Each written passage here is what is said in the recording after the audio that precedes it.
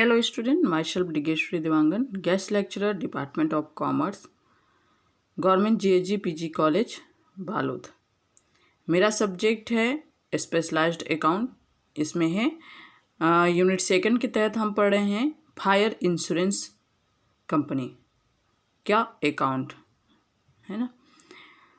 चूँकि मैंने पहले ही लेक्चर में आपको बता दिया था कि बीमा कंपनी दो प्रकार की होती है, सामान्य बीमा और जीवन बीमा। सामान्य बीमा के अंतर्गत आता है अग्नि बीमा, समुद्री बीमा और विविध बीमा। और विविध बीमा में बहुत सारे प्रकार के बीमा आते हैं। तो जब एक कंपनी या एक व्यवसाय एक से अधिक बीमा जो है व्यवसाय चलाती है तो हमें अलग अलग जो है उसका खाता, आगम खाता तैयार करना पड़ता है।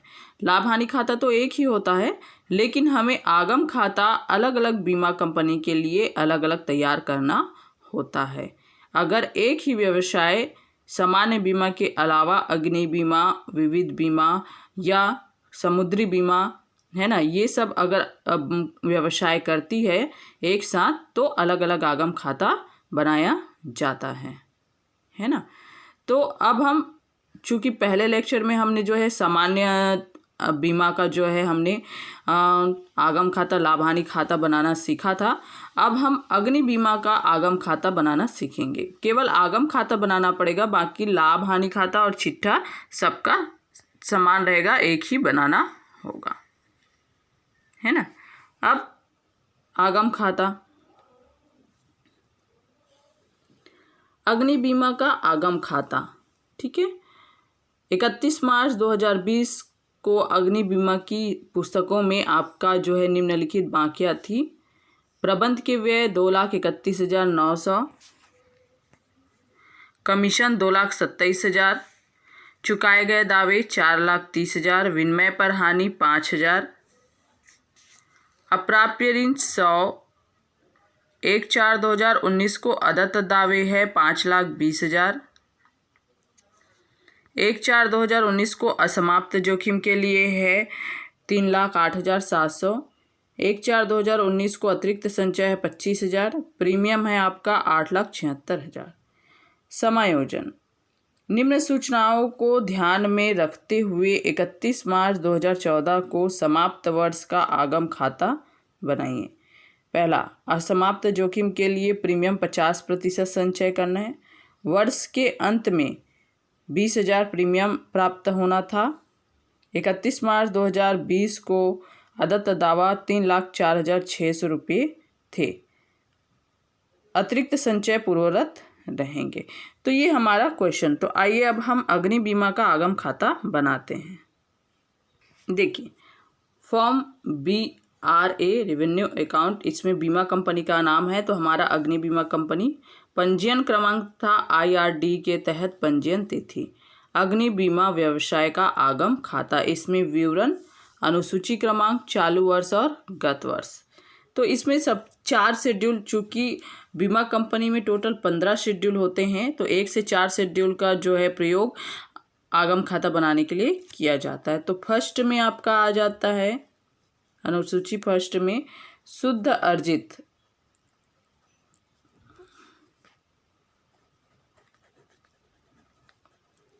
प्रीमियम, ये हमको निकालना होगा, ज्ञात करना होगा। फिर दूसरा है विनियोग की बिक्री से लाभ या हानि,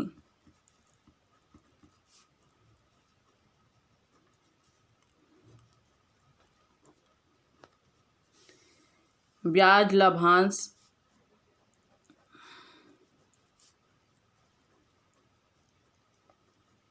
या किराया सकल,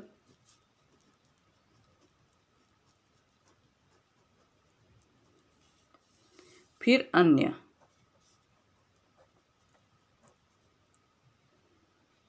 फिर 5वां है असमाप्त जोखिम के लिए संचय।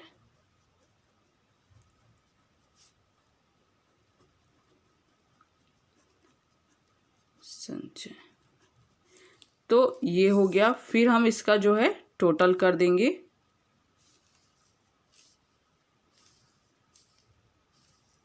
ये हमारा कहलाएगा योग का है ना। अब अनुसूची 2 जिसमें हम लेते हैं दावा, अनुसूची 3 कमीशन, अनुसूची 4 में बीमा व्यवसाय से व्यय,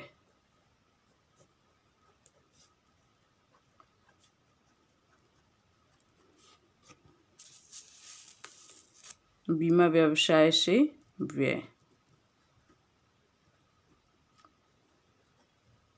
फिर अन्य व्यय।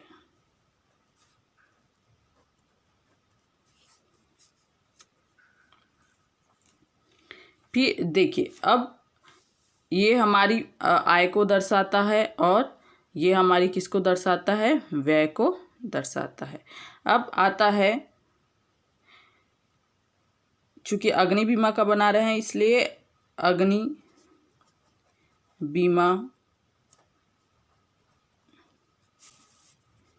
के परिचालन से लाभ या हानि,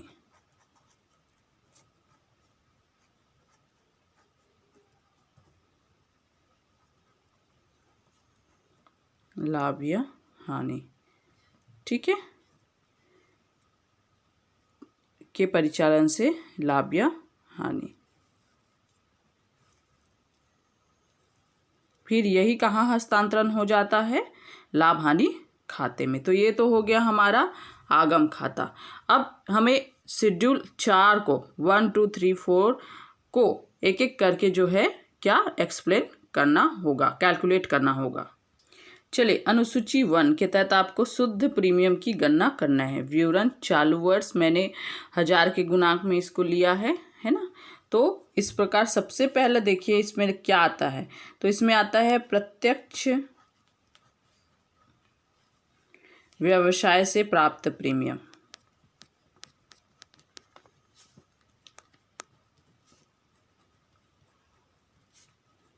है ना।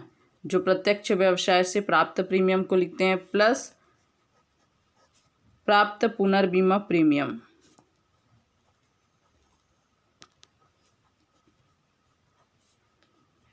प्राप्त पुनर्बीमा प्रीमियम। फिर माइनस क्या करते हैं, देय या अर्पित पुनर्बीमा प्रीमियम,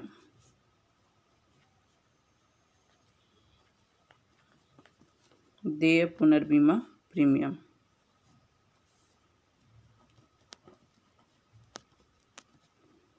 है ना। फिर उसके बाद के क्वेश्चन में देख लेते हैं कि हमें जो है व्यवसाय से प्राप्त प्रीमियम है कितना, 8,76,000। हम लिख लेंगे यहाँ पे 8,76,000, चूंकि हम गुणांक में ले रहे हैं, है ना, तो कितना लेंगे, 876। फिर सॉरी, ये 876 यहाँ आ जाएगा, ठीक है। व्यवसाय से प्राप्त, अब प्राप्त पुनर्बीमा है क्या, है ना, प्राप्त पुनर्बीमा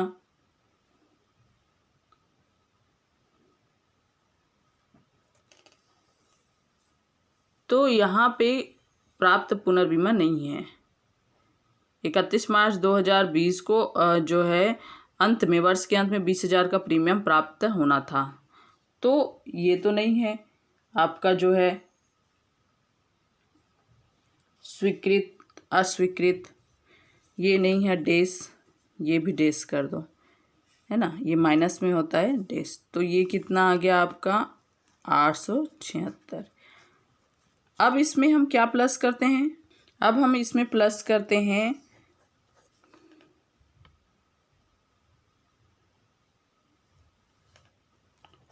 वर्ष के अंत में अदत्त प्रीमियम,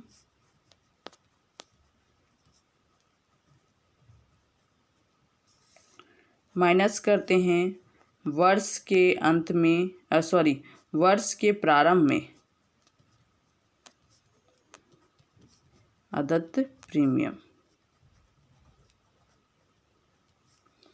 तो वर्ष के अंत में हमारे पास 20,000 का प्रीमियम है, यानी 200, क्योंकि 3 को जो है 20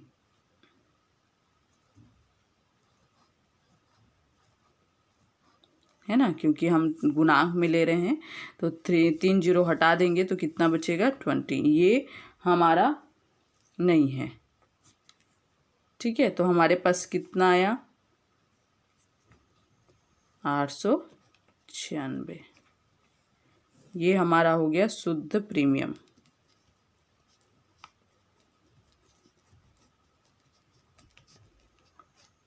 शुद्ध प्रीमियम। अब हम अनुसूची 2 के अंतर्गत जो है शुद्ध दावे की गणना करते हैं, विवरण चालू वर्ष और गत वर्ष, ठीक है। तो इसमें क्या क्या आता है, तो इसमें आता है भुगतान किए गए दावे,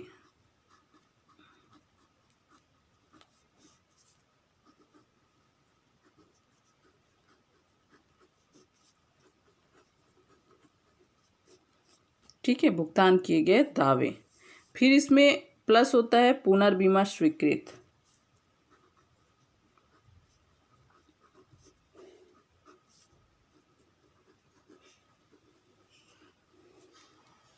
अब देखते हैं भुगतान किए गए दावे कितना है ना। तो हमारे पास दिख रहे हैं चुकाए गए दावे है 4,30,000। तो यहाँ पे लिख देते हैं 430, क्योंकि 3 जीरो को हटा देंगे। फिर आपका पुनर्बीमा पर कुछ भी नहीं है। फिर माइनस होता है प्राप्त पुनर्बीमा,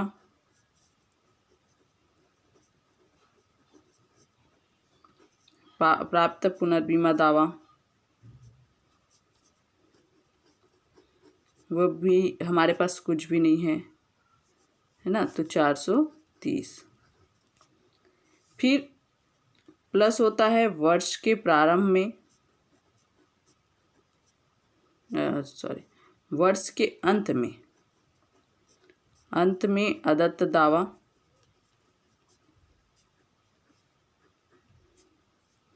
माइनस वर्ष के प्रारंभ में अदत्त दावा।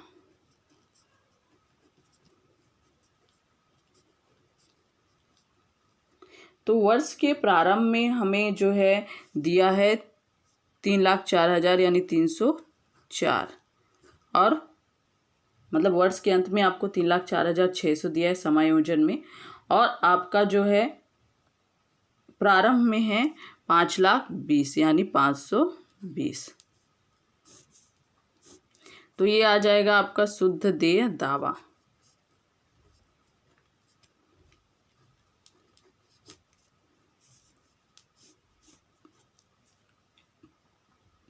शुद्ध देय दावा कितना,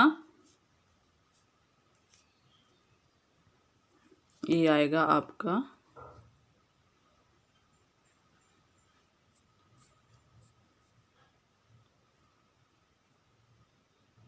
214 दशमलव में आ जाएगा 600। फिर कमीशन,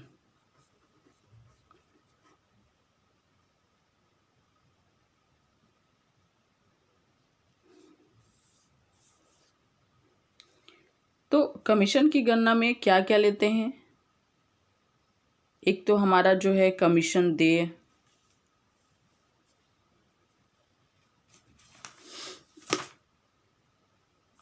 है ना, प्रत्यक्ष व्यवसाय पर कमीशन,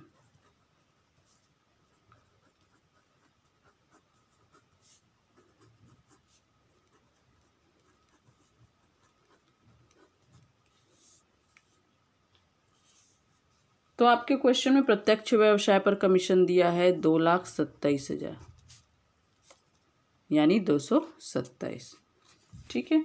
उसके बाद इसमें क्या होता है, प्लस स्वीकृत पुनर्बीमा कमीशन,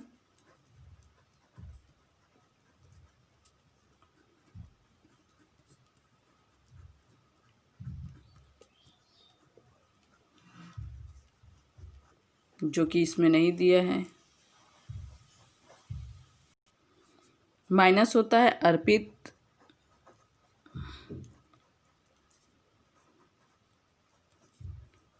पुनर्बीमा कमीशन,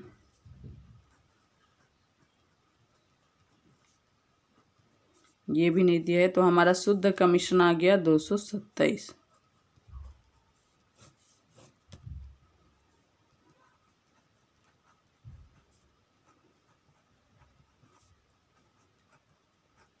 शुद्ध कमीशन 227।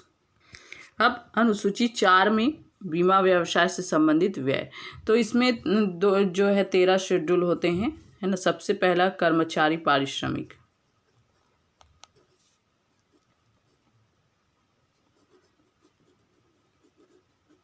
आपको पूरा शेड्यूल मतलब इस शेड्यूल में पूरे मदे लिखना है, जो कि हमारे पास नहीं है। दूसरा होता है यात्रा व्यय,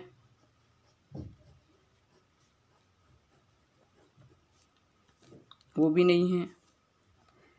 तीसरा है प्रबंधकीय व्यय, ये आपका है 2,31,900 यानी 231.9 आपका है। फिर अगला आपका आता है किराया एवं कर,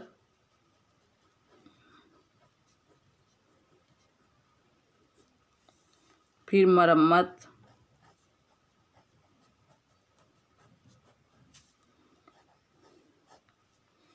छपाई,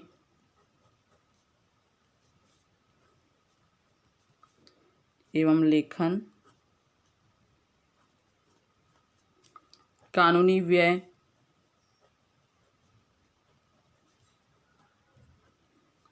संचार व्यय,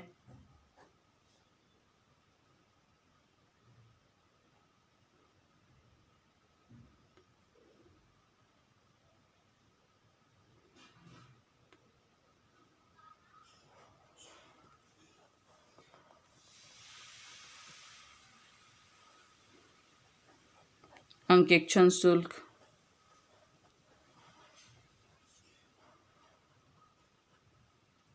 विज्ञापन प्रचार व्यय,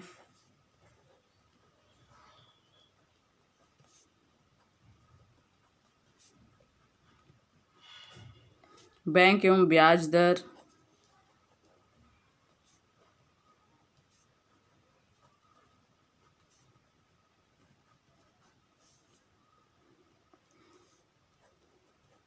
अन्य व्यय और आपका ह्रास। तो ये आपका ये कुछ भी नहीं है, तो इसको डैश कर देते हैं। अब आपका बीमा व्यवसाय मतलब अग्नि बीमा से जो है व्यवसाय से जो व्यय है वो है 231.9। अब हम इस अमाउंट को जो है आगम खाता में रख देते हैं, है ना। तो सबसे पहला हमारा आया था अनुसूची 1 के अंतर्गत 896। ठीक है, आपका विनियोग देख लेते हैं। विनियोग से जो है कोई लाभ या हानि, आपका ये भी नहीं है, डैश कर देते हैं। ये भी डैश, अन्य नहीं है। अब जोखिम प्राप्त के लिए है आपके पास, है ना। आपका जो है चूँकि ये कौन सी बीमा है, अग्नि बीमा, तो अग्नि बीमा के लिए आपको 50% करना है।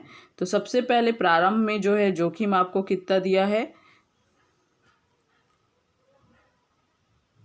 308.7, क्योंकि 30 का हम वो कर रहे हैं, है ना, 1000 के गुणांक में ले रहे हैं, या राउंड फिगर में हम 308 ले रहे हैं। 308 माइनस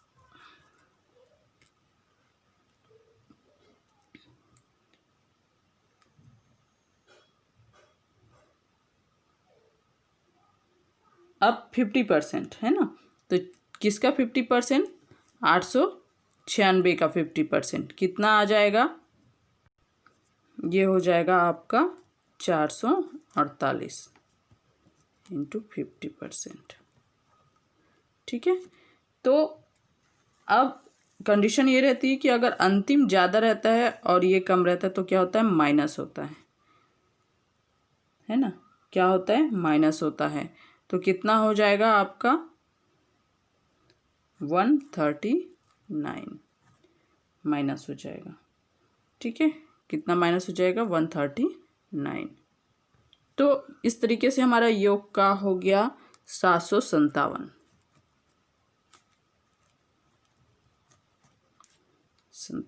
ठीक है, अब योग का में अब हमारे अनुसूची में आया है 214, हम राउंड फिगर में ले लेते हैं। ठीक है, और फिर उसके बाद हमारे कमीशन में आया है 227।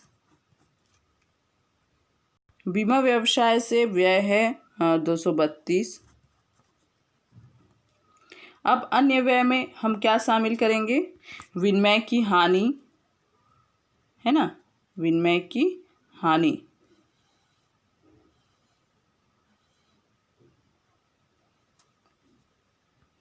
विनिमय की हानि और प्लस हमारे पास अप्राप्त ऋण है 0.10, तो कितना हो गया 5.10 पैसे।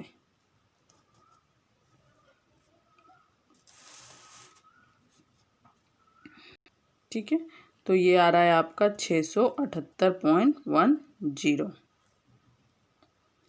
अब चूंकि आपका ये क्या कहलाएगा, योग खा।